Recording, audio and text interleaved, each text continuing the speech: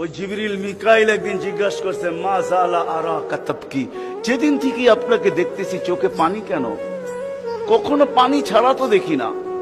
চোখে পানি টল টল টল টল করতে থাকে, মাঝে মাঝে গড়ায় গড়ায় পড়তে থাকে। এত কাঁদেন কেন? এত কাঁদেন কেন? বসে যেদিন থেকে জান্নাত জাহান্নাম দেখা আসছি, উম্মতের ব্যথা আর চোখের পানি বন্ধ হয় না। উম্মতের জন্য চোখের পানি বন্ধ হয় না। আজকে ওই উম্মতকে আল্লাহ ডাকে। তাইলে আমি বলবো না কেন আব্দুল কাদের জিলানী লিখবে না কেন? চিনেন আব্দুল কাদের জিলানীকে? চিনেন? আরে নাম শুনছেন কোনদিন?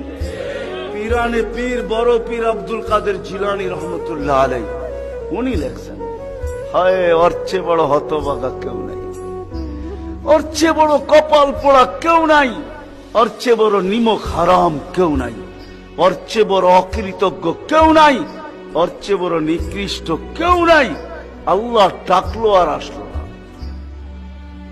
নামাজের জন্য ডাকলো আর আসলো না, আসলো না। বলে নিকৃষ্ট কেন বলছে আব্দুল কাদের জিলানী রহমতুল্লাহ আলাইহি? কেননা শুকর সকালবেলা ওঠে, ঘুমের থেকে উঠার পরে বলে আল্লাহ ঘুমের থেকে উঠলাম, সামনে কিন্তু তাকাবো, কাইলা ইয়াকা আউয়ালা নাযরিন আলা মান লা ইউসাল্লি।